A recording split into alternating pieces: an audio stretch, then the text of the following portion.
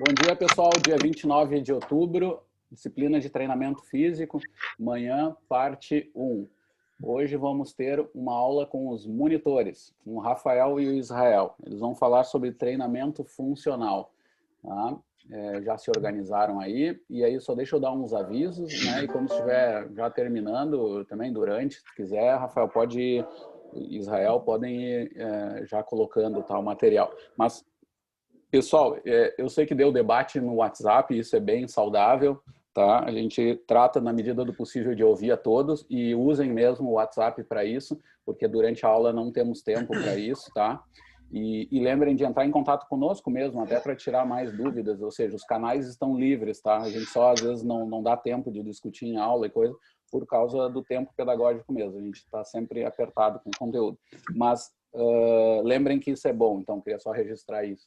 Mas, de qualquer jeito, pessoal, fica assim, ó, continua valendo aquele aviso que foi dado, tá? No final da aula, nos últimos 5 minutos, os monitores vão parar a aula e vão orientar vocês para a prova relâmpago, tá? O nome já indica o que é rápido mesmo, é o tempo lá que vocês têm para falar sobre aquilo que entenderam do que foi dado em aula, então esse é o sentido, tá? Uma prova relâmpago. Então só sigam as instruções na medida do possível, tá? Quem não enviar o material vai significar que não conseguiu ou não, né, não quis participar. A gente convida que todos que assistam façam, tá? E aí, quem não assistiu, nós estamos organizando ainda, estamos pensando em possibilidade e vai ser feito em questão de uma semana uma nova forma de prova. Nós estamos pensando em talvez abrir um fórum temporário, alguma coisa assim, e com algum trabalho a mais, assim, possivelmente vai dar um pouco mais de trabalho, porque não vai ser relâmpago, né? Nós não vamos ter esse timing, então vai dar mais trabalho para vocês, tá? Dessa outra forma, mas pelo menos vai ser outra forma de avaliação que vai ser nesse sentido também, de adicionar ponto, ou seja, não vai ser de retirar de ninguém, não tem ninguém injustiçado, porque é apenas um ponto a mais como uma motivação externa, mas não tira, não é injusto com ninguém, tá? Então fiquem tranquilos e todos vão ter a chance de fazer essa prova, quem não estiver hoje em aula. Feito? Pessoal, passo a palavra já para o Rafa e Israel, tudo com vocês. Beleza. Tá, eu vou só botar para cronometrar aqui para eu me cuidar no tempo e não falar demais. E acho que é isso. Posso começar então, professor? Certo. Então, bom dia a todos. Hoje a gente vai dar uma aula basicamente sobre treinamento funcional e como as ideias do treinamento funcional elas podem ser usadas na prescrição de treinamento para a saúde. Então, uma palavra-chave assim de hoje vai ser funcionalidade, certo? Essa aula vai ser dividida em duas partes, uma parte mais conceitual, que vai ser passada por mim agora, e uma parte mais procedimental, que vai ser passada numa segunda parte com o Israel. Beleza? Então, começando já com uma pergunta, tá? Que é o seguinte: funcional é uma novidade no treinamento físico? Então, eu já começamos respondendo. Não, treinamento funcional não é algo novo no treinamento físico, muito pelo contrário. O treinamento funcional, na verdade, é um resgate de um conjunto de ideias que já está presente no treinamento físico há muito tempo. Desde a época da Guerra Fria, lá na década de 50 e até antes, a gente vai ver também. E foi um período que contribuiu muito para a ciência do treinamento e coisas que a gente até já viu na disciplina. Um dos autores mais conhecidos na área do treinamento físico, Yuri Verkhoshansky, na sua obra, uma das mais conhecidas e hoje contribui muito para o treinamento de potência, que é o método de choque ou de pliometria, intitulado Força, Treinamento de Potência Muscular, o método de choque. Ele já citava a preocupação com o quesito funcional do treinamento. Ele dizia, numa das passagens da sua obra, que o treinamento físico esportivo deve aumentar a funcionalidade dos atletas. O treinamento funcional também possui algumas ideias de outros métodos já conhecidos, como o Pilates, que é um método muito antigo, vem da década de 20, por exemplo, com a adição do cross-training, um treinamento de força, uma preocupação com a estabilidade central. o treinamento de força clássico, aquele dos levantamentos olímpicos, como a gente vai ver, principalmente na parte de Israel, e com objetivos e alguns equipamentos parecidos com as práticas da fisioterapia, certo? Então a gente vê aqui embaixo algumas fotos que exemplificam coisas que vocês podem talvez, né, ver numa sessão de treinamento funcional. Aqui estão alguns autores que vocês vão encontrar se vocês irem procurar, mas eu aconselho que procurem se integrar sobre esse assunto pesquisando autores que estão inteirados na ciência. Tá? A gente tem o Michael Boyle, tem o Gray Cook, tem o David Ben. Aqui no Brasil a gente tem o Cauê Teixeira La Scala e tem o Márcio Grigoletto. Mas autores que fazem ciência com treinamento funcional são o David Ben, principalmente, é uma referência mundial, e aqui no Brasil o Cauê e o Márcio Grigoletto, certo? Então, de fato, o que é treinamento funcional? O treinamento funcional, muitos de vocês já devem ter a oportunidade de ir em algum lugar, um centro de treinamento e ver essas práticas aqui. Bem na esquerda a gente tem o Bosu, né, a bola, para treinamento com bases instáveis. No meio aqui a gente tem um circuito de exercícios de força, um circuito chamado de circuito funcional, circuito metabólico, e depois exercícios com resistência elásticas. E muitas vezes essa prática é chamada de treinamento funcional. Isso se dá por um desconhecimento e pouca base metodológica em relação a esse método de treinamento. E isso está relacionado principalmente à própria palavra que é agregada ao método, funcional. Isso gera muita confusão e gera até hoje aqui no Brasil principalmente. Porque a palavra funcional, o prefixo, pode ser associado a outras 3 palavras que podem agregar diferentes significados ao treinamento. Por exemplo, função, funcionamento e funcionalidade. Cada uma dessas palavras vai agregar um valor diferente ao treinamento. Por exemplo, função é uma atividade natural de algo. Por exemplo, a função de um órgão como o coração é bombear o sangue. O funcionamento está relativo a como essa função é exercida, como é que o sangue é bombeado pelo coração. E a funcionalidade é um conjunto de funções ou tarefas que são passíveis ao corpo, ou seja, tudo aquilo que o corpo foi projetado ou é capaz de fazer. Quando a gente fala no treinamento baseado em ciência, geralmente os estudos e os autores que fazem ciência com treinamento funcional, eles utilizam a ideia de funcionalidade. Não quer dizer que os outros não possam existir, existe, mas principalmente na ciência se traz o treinamento funcional voltado para a melhora da funcionalidade. Então aqui um esquema, a funcionalidade é tudo aquilo que o corpo pode ou foi projetado para fazer, então o treinamento funcional vai se preocupar em promover a funcionalidade, ou seja, tornar o corpo apto para suas tarefas naturais. E essas tarefas, com a evolução, elas foram se subdividindo, não só nas tarefas básicas, fundamentais para a sobrevivência, mas a gente atribuiu outras, como as atividades de vida diária, as atividades laborais e as atividades esportivas. Então, o treinamento funcional é uma ideia geral de treinamento, é um conceito, e não é um método restrito de tais exercícios ou de tais equipamentos. Isso é uma ideia gerada por questões de mercado para vender certos métodos de treinamento relâmpagos, aquele de alta performance, ou de tais equipamentos milagrosos e também para o desconhecimento metodológico. Então, o treinamento busca, como eu já disse, a melhora da funcionalidade, trabalhando simultaneamente diferentes capacidades físicas com base nos exercícios de força. Então, esse treinamento ele é organizado com o objetivo de aprimorar de forma sinérgica, em conjunto, integrada e equilibrada de todas as capacidades. Claro, isso vai estar de acordo com os objetivos do aluno, mas tem que ter essa preocupação. Eu trago um exemplo, por exemplo, a tarefa da marcha, a tarefa da locomoção, a gente tem uma contribuição de força, óbvio. A gente também pode ter uma contribuição de força rápida por conta de uma adversidade, por exemplo, no meio do percurso, onde a gente precisa mudar rápido de direção. A gente precisa também de equilíbrio, por exemplo, caso a gente tem uma diversidade, ou no próprio caminhar a gente precisa de um certo nível de equilíbrio, e a gente precisa também de um certo nível de estabilidade central. Então, da ótica do treinamento funcional, todos esses quesitos vão tentar ser estimulados a fim de potencializar os ganhos com o treinamento. Certo? Então, aqui eu trouxe definições de diferentes autores para a gente ter mais ou menos uma noção. Por exemplo, o Videlli diz que o treinamento funcional integra diferentes capacidades físicas para aprimorar o desempenho das atividades de vida diária. Teixeira e Evangelista dizem que o treinamento funcional visa o desenvolvimento integrado das diferentes capacidades biomotoras, promovendo a melhora das habilidades e capacidade funcional para a realização das atividades diárias com autonomia e segurança. Fleck e Kramer dizem que o treinamento funcional é destinado ao aumento do desempenho em algum tipo de tarefa funcional, como atividades cotidianas ou testes relacionados ao desempenho atlético, capaz de aumentar a força e o desempenho motor.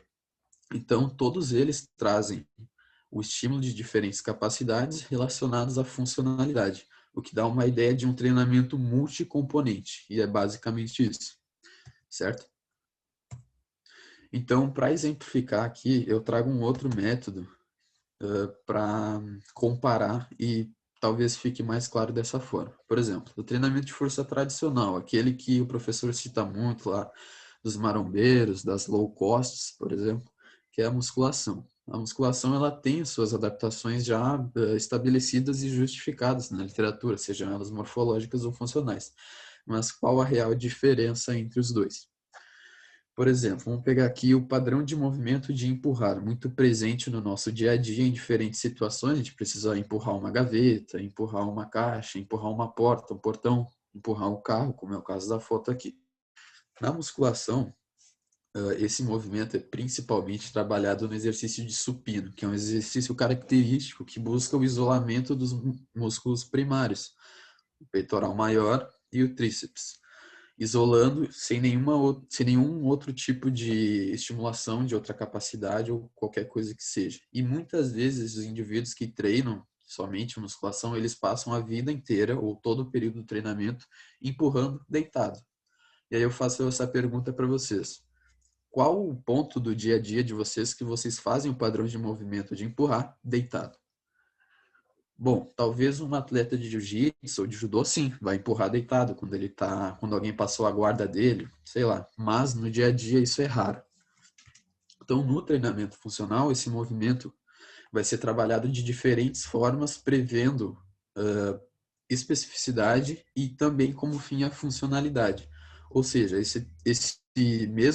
o mesmo supino pode ser feito com estabilidade, pode ser com o tronco sobre uma bola suíça, por exemplo, pode ser trabalhado em pé, porque normalmente a gente empurra em pé e normalmente vai aumentar a demanda de estabilidade central, ou seja, não vai focar somente na musculatura primária de forma isolada, certo? Então, o porquê é exatamente isso que eu já comentei. Aqui eu trago umas diferenças bem pontuais, tá? O treinamento funcional, ele busca atender a especificidade e principalmente a variabilidade e busca um maior sinergismo muscular. O exemplo que eu dei do supino aumenta o recrutamento de outras musculaturas que não estão relacionadas à força primária. Busca o aumento da complexidade, porque todas as tarefas que a gente cumpre no dia a dia, geralmente elas têm um certo nível maior de complexidade do que a gente realizar exercícios de força apenas em máquinas, por exemplo. Busca trabalhar mais capacidades físicas e busca adaptações multissistêmicas e prioriza, não é somente, prioriza exercícios livres e multiarticulares. Enquanto na musculação, aquela bem tradicional, dos marombeiros principalmente, tem uma baixa especificidade, exercícios somente cíclicos e simétricos, trabalha poucas capacidades físicas, as adaptações são mais locais e visam o desenvolvimento do músculo e não do sistema nervoso, do sistema neuromuscular como um todo, certo? Então, o treinamento funcional dentro dessa ideia traz muito importante o trabalho do core, ou seja, o famoso core training. Core, para quem não é tão inteirado, é o centro ou a parte mais importante de algo, no caso do nosso corpo. É onde fica o centro de gravidade e é a parte responsável pela transmissão de força entre os membros, certo? Aqui a gente tem na foto um exemplo Então, nessa região, a gente tem uma musculatura muito grande e ela é dividida em musculatura local e global ou musculatura profunda ou superficial, depende da literatura. E essa musculatura ela é responsável pela estabilização e movimentação dessa região. Então, a musculatura local dos músculos mais profundos, ela estabiliza primariamente, mas ela pode também movimentar dependendo da musculatura, como os oblíquos, por exemplo, e os eretores. E é composta tem uma proporção maior de fibras tipo 1, é mais resistente e se ativa em baixas resistências, porque ela precisa estabilizar. Já a musculatura global, ela é mais superficial, a função primária é de movimentar e tem maior proporção de fibras tipo 2 e é responsável por força e potência e se ativa com resistências maiores, certo? Então, uma coisa muito legal de ver é que antes da popularidade do core training como algo em evidência, Bompa e Cornati, no livro aquele de treinamento de força consciente, eles já traziam a ideia de que é necessário fortalecer o centro do corpo para poder movimentar de forma segura e eficaz as extremidades.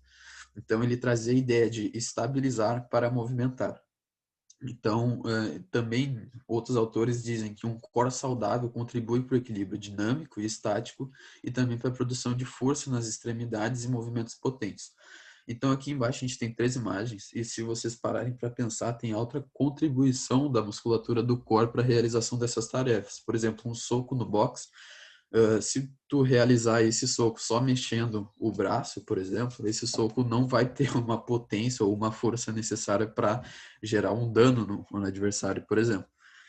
Precisa de toda uma transferência da força dos membros inferiores, passando pelo core e até chegar no braço, certo? Mas, pensando nas tarefas do cotidiano, o core também tem uma contribuição muito importante. Por exemplo, quando a gente vai fazer uma mudança, vai levantar uma caixa, a gente vai pegar essa caixa do chão, a gente vai se agachar. A gente precisa de uma estabilização muito boa, quando principalmente essa caixa é muito pesada.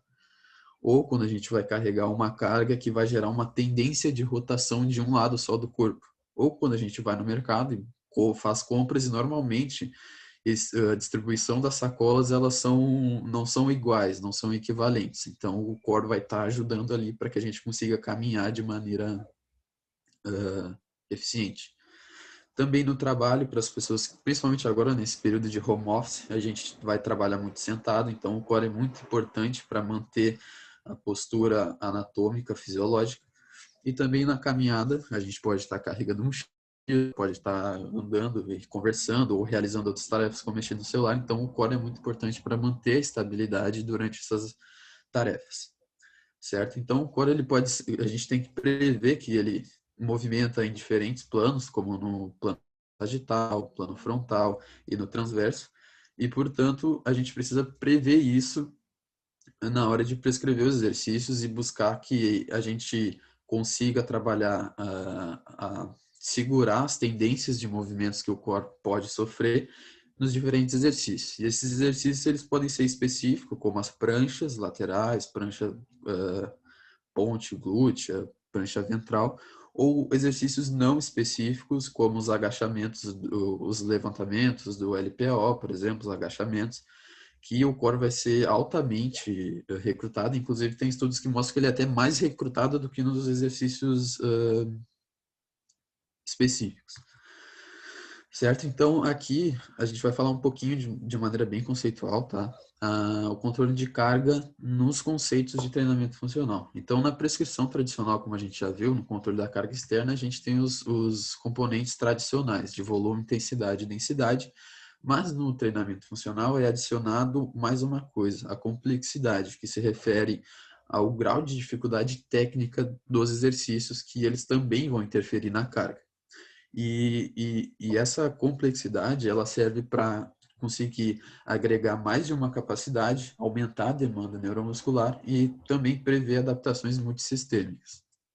Tá? Então aqui tem um estudo na Frontiers in Physiology que trata a complexidade, uma nova estratégia de progressão de carga de treinamento.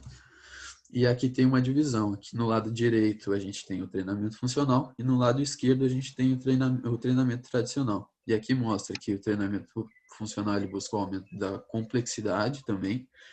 E isso tem a ver com a demanda técnica e isso prevê adaptações multicomponentes, multissistêmicas, enquanto no outro lado mexe apenas com volume, densidade e intensidade e prevê adaptações mais isoladas de hipertrofia, cardiometabólica e resistência. Certo? Então aqui a complexidade ela vai envolver diferentes formas de mexer nos exercícios. Por exemplo, aumentando a especificidade, como a gente vê em estudos com idosos, por exemplo, exercícios integrados, fazendo de maneira significativa diferentes capacidades no mesmo exercício, exercícios multiarticulares ou multissegmentares, exercícios multiplanares e assimétricos, aumentando a velocidade dos exercícios, aumentando a instabilidade do exercício também, adicionando maior necessidade de estabilidade do core e exercícios acíclicos e intermitentes, porque isso se relaciona muito com as atividades que a gente realiza no dia a dia. Então, pensando nisso, quando a gente vai num CT, vai nesses lugares e o treinamento funcional se resume só a exercícios de bases instáveis, apenas circuitos de treinamento de força, ou somente a resistência elástica, isso não é treinamento funcional. Isso não compreende o conceito de treinamento funcional, certo?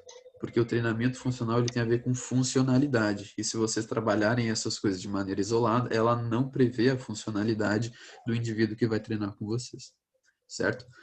Então, o que isso vai contribuir para o treinamento voltado para a saúde? Então, esse raciocínio que a gente pode ter a partir do treinamento funcional pode ser importante para a prescrição de treinamento voltado para a saúde. Então, o treinamento voltado para a saúde é aquele que tem o objetivo de melhorar algum aspecto de saúde ou alguma coisa da aptidão física relacionada à saúde. Por exemplo, aumentar a minha força, porque a minha força vai melhorar o equilíbrio e aí o idoso vai cair menos, vai ter chance de cair menos, por exemplo. Isso é um exemplo desse treinamento. Então, como envolve saúde, a saúde compreende aspectos biológicos, psicológicos e sociais. Então, é engraçado porque muitas vezes o profissional aquele isolado que está na academia, ele diz assim, eu não sou psicólogo e também não sou sociólogo, e eu não preciso me preocupar com essas coisas. Meu negócio é treinamento físico e acabou. Mas essa pessoa desconhece um pouco da epistemologia da educação física, ou seja, o estudo ou a reflexão acerca das origens do conhecimento ou objeto de estudo da educação física. Lá está previsto que o corpo ele não é visto apenas do ponto de vista biodinâmico ou biológico, ele também é visto do ponto de vista social e psicológico, e não só o corpo, as práticas corporais também, tá? Então, também partindo disso, é muito importante a atuação interprofissional. O que é? Por exemplo, a gente pode ter um aluno diabético, por exemplo, e esse aluno pode estar indo treinar contigo, e aí tu pelo menos sabe que ele é diabético, tá? Mas tu não sabe como é que é a prescrição de medicamento para essa pessoa, tu não sabe se ela faz acompanhamento com algum outro profissional da saúde. E, portanto, o teu treinamento pode estar sendo prejudicial e não beneficiando esse indivíduo justamente por tu não conhecer. Então, tu ter uma relação com outros profissionais da saúde que possam estar fazendo uma intervenção com esse indivíduo vai melhorar muito a atuação de vocês e também vai legitimar a nossa atuação como profissional, certo? Então, a saúde ela está associada à melhora do desempenho, ou a manter pelo menos o desempenho, e a falta dela também está relacionada a desequilíbrios, tanto físicos, mentais e profissionais. O American College traz que a força é uma das principais capacidades a serem desenvolvidas. Porém, a gente vê no dia a dia, normalmente, diversas práticas e eu fico pensando, por que ou para que essa força tem que ser utilizada, tá? Então, pensando nas práticas das academias, normalmente que a gente costuma ver, como é que essa força é desenvolvida? Normalmente isso está relacionado a objetivos extremamente estéticos que vão priorizar exercícios que vão gerar adaptações em músculos visados esteticamente, como o peitoral, como o abdômen, como o quadríceps, como os glúteos. Isso vai fazer com que essas pessoas passem sempre treinando de forma geral e utilizando exercícios nada funcionais. Além do que, esses exercícios vão levar a desequilíbrios em articulações muito importantes, como o ombro, como o quadril e como o joelho. Certo? Então, uma coisa muito importante é que, então quer dizer que o meu aluno lá que quer treinar por estética, então eu não posso dizer que ele pode treinar por estética. Não, não quer dizer. Mas também quer dizer que o mesmo aluno que vai treinar por estética, ele deve prezar pela saúde dele, ou seja, tu deve prescrever um treinamento que vá dar conta da estética, mas que não vá prejudicar a saúde dele. Então é importante compreender as necessidades desses indivíduos que vêm treinar nas academias, mas que não têm objetivos extremamente estéticos. As pessoas vêm recomendado por outro profissional da saúde, muitas vezes, e ela quer treinar para melhorar a saúde dela, e não para ficar bombada ou não para ficar bonita. Então é importante ter a noção de transferência funcional. O que adianta eu pegar uma pessoa dessas e passar um treinamento que vai dividir grupos musculares, que vai visar o desenvolvimento do peitoral dela ou do glúteo dela? Não vai ter uma transferência funcional. O que é transferência funcional? Essas adaptações que tu tem com o treinamento de força vão ter uma transferência positiva para as tarefas que essa pessoa vai realizar no dia a dia, ou tarefas funcionais. Certo? Então é importante pensar no seguinte: as adaptações geradas pelo treinamento de força serão usadas para quê? É sempre bom pensar nisso, certo? Então a gente deve adaptar o aluno ao treinamento ou o treinamento ao aluno, tá? Eu acho que você já está um craque já, principalmente por conta dos princípios, e a gente sabe que a gente deve garantir a individualidade, prezar pela especificidade, garantir a transferência positiva dos ganhos e ter um foco fim na funcionalidade, certo? Então, uma coisa que eu escutei muito, porque eu já trabalhei em grandes academias, é o seguinte: não precisa periodizar para os alunos, ou pelo menos questionar. É preciso periodizar para alunos que só treinam por saúde? Aí eu faço outra pergunta: a ciência se preocupa em tentar evidenciar que a Terra é global? Ou seja, da mesma forma que a ciência não se preocupa mais em tentar provar que a Terra é um globo, porque isso já está estabelecido há anos, há milhões de anos, a literatura sobre a nossa área não se preocupa em provar que a periodização é precisa, porque já está estabelecido. Isso é óbvio, isso é garantido, certo? Então não se questione sobre isso, apenas periodize.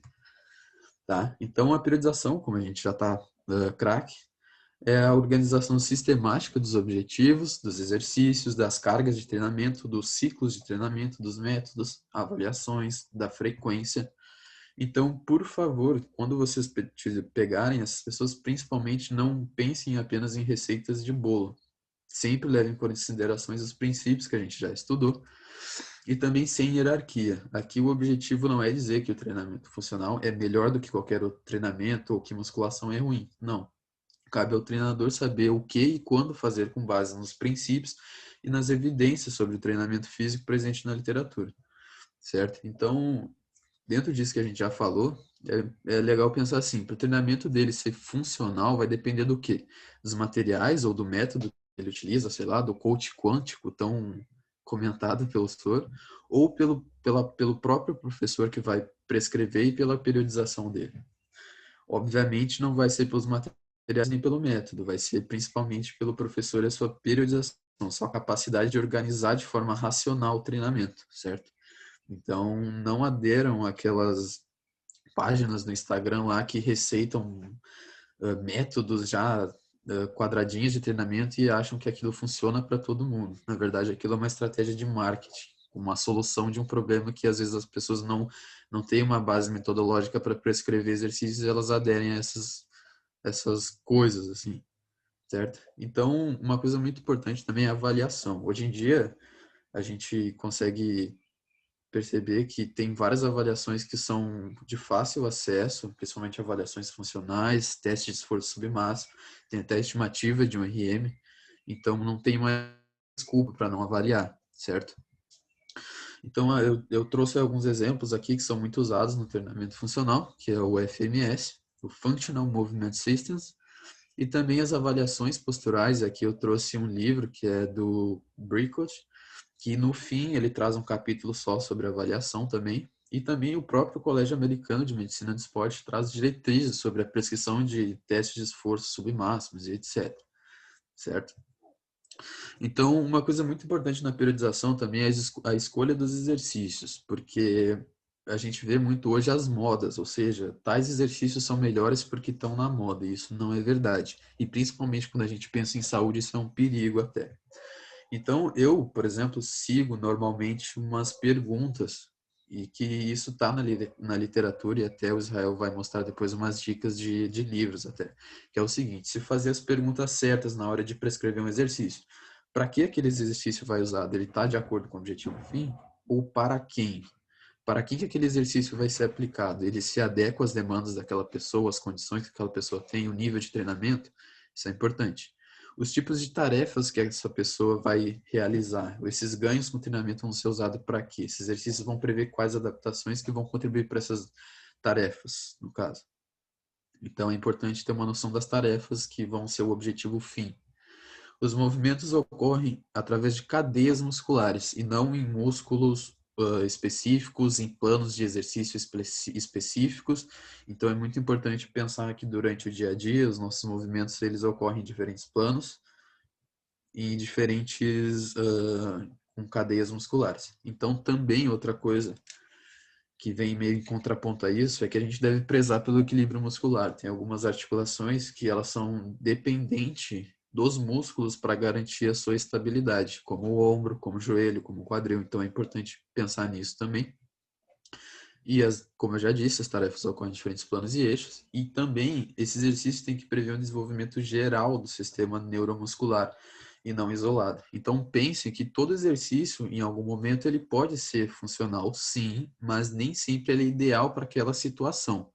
No nível de treinamento da pessoa, no ciclo de treinamento que tu botou lá na tua periodização, certo? Então, o treinamento funcional, ele não conta somente com exercícios específicos, como normalmente o pessoal que costuma a estudar isso pensa. Tudo que é específico é melhor. Não, não é bem assim. Existe um período de adaptações gerais e um período de adaptação específica. E também existem outros aspectos relevantes além da funcionalidade, certo? Outras coisas vão contribuir para a funcionalidade que não só os exercícios mais específicos. Por exemplo, uma pessoa hipertrofiar ou emagrecer também pode contribuir para a funcionalidade dela, porque ela aumentar a massa muscular pode aumentar a força dela, ela emagrecer pode diminuir um pouco a carga do corpo dela em exercícios com maior intensidade, então isso também pode contribuir para a funcionalidade dela e as tarefas do dia a dia. Então, dentro disso, é importante, eu trago um exemplo aqui que é o seguinte: o teste de sentar e levantar, muito conhecido, é uma tarefa onde a gente tem sinergismo muscular. Esse nível de força utilizado nessa tarefa para algumas pessoas pode até significar força máxima, por exemplo, e utiliza outras capacidades físicas que não só a força, como o equilíbrio, estabilização central, etc. Então, assim, do ponto de vista exacerbado do treinamento funcional, a pessoa iria só treinar o próprio teste de sentar e levantar, porque é o mais específico. Mas, do ponto de vista mais exacerbado também da musculação, trabalharia de uma forma muito geral. E é importante ter um meio termo em relação a isso, porque nem só um, nem só o outro vão ser bons. É importante entender que a hipertrofia para uma pessoa sedentária ou uma pessoa idosa, por exemplo, vai garantir adaptações que vão ser muito importantes, como o aumento da massa muscular para o envelhecimento saudável, mas também é importante garantir a transferência funcional para as atividades dela do dia a dia. Então, nenhum nem outro. Isso é muito importante. Então, essa proposta, finalizando, né, essa proposta de treinamento funcional na saúde serve para todos os públicos, pelo que eu falei aqui, normalmente da ideia de que serviria para idosos, né? E então eu penso o seguinte, que todo treinamento ele deve prever a funcionalidade independente do método, certo? Então, para exemplificar isso, eu trago esse estudo aqui, que é um estudo que eu gosto bastante, que é a comparação do treinamento integrado e o treinamento isolado na performance, na mensuração da performance, ou seja, a qualidade, e no controle neuromuscular. Então, para finalizar, eu vou trazer um pouco desses estudos, e o importante é frisar que esse estudo aqui foi feito com adultos jovens saudáveis e já treinados, por exemplo. Então, não são pessoas destreinadas e não são nem idosos, tá? Então, esse estudo comparou o treinamento de força isolado, a musculação aquela tradicional, com exercícios uniplanares e exercícios isolados, e comparou com o treinamento de força integrado, que compreende tudo aquilo que eu já falei do conceito de treinamento funcional, e viu os efeitos disso na performance e no controle neuromuscular. Tá? Então, ele utilizou o teste de score de erros de aterrissagem, de salto, o teste de flexões, teste abdominais, o teste T, teste de sentar e alcançar e o de salto verticais. Então, aqui a gente tem no lado esquerdo os resultados do teste de score de erros e do outro lado a gente tem o teste de flexões. A gente vê aqui embaixo que o único grupo que conseguiu diminuir os erros, no caso, nas aterrissagens dos saltos, foi o grupo que treinou de maneira integrada, ou seja, que treinou a força aliada a outras capacidades. Enquanto quem treinou isolado até aumentou os erros na aterrissagem de saltos. E aqui, só lembrando, a flexão é o exercício aquele que a gente faz no chão, os apoios, né? Então, esse exercício tem uma demanda de estabilidade central também. Por exemplo, quando o indivíduo fadiga ou não tem uma estabilidade central, ele costuma abaixar o tronco, começa a encostar o abdômen no chão. Então, aqui a gente vê que os indivíduos que treinaram de forma integrada, eles aumentaram o número de flexões, enquanto os outros não aumentaram, outros mantiveram pelo menos. Aqui também a gente tem o resultado de teste T, que mostra que quem treinou de maneira integrada diminuiu o tempo no teste T, que não lembra, é um percurso em T, e a gente tem que fazer esse percurso em T em menor tempo. E quem treinou de maneira isolada nem aumentou nem diminuiu, foi uma hipótese nula. No teste de abdominais também, quem aumentou o número de abdominais foi quem treinou integrado, e quem treinou de maneira isolada não teve diferença significativa. Então aqui a gente tem uma comparação dos testes de salto vertical e do sentar e alcançar. A gente vê que quem teve diferença significativa em ambos os testes foi quem treinou de maneira integrada. Então, só comprovando aquilo que a gente já falou de forma conceitual, porém num estudo feito com intervenção e não com pessoas destreinadas e nem pessoas idosas. Foram com pessoas. Então, isso serve também para aqueles alunos ativos, alunos treinados, alunos jovens que vêm treinar com a gente normalmente, certo? Então, a minha parte, pelo menos, está fechada. É uma parte mais conceitual, é principalmente mostrar para vocês como alguns conceitos do treinamento funcional podem ser muito úteis para o treinamento voltado para a saúde. Certo? Muito obrigado. Feito, Rafa. Obrigado. Valeu, cara. Depois lê o chat aí, que eu acho que os alunos ficaram se pronunciando aí. Não sei. Acho. O Matheus vem, que entrou pela terceira vez. Mas parabéns, Rafa, pela apresentação, bem organizada. Pessoal, vamos fazer um intervalo rápido, tá? O Israel disse que vai querer acréscimo também. Vamos ter que ver com a arbitragem aqui. Mas assim, a gente, voltamos à aula às 10h25, tá? Daqui 12 minutos, voltamos para a parte 2. Tá? Rafa, acho que é melhor tu copiar aí o chat aí, que o pessoal andou falando bastante. Eu tentei controlar, mas não foi fácil.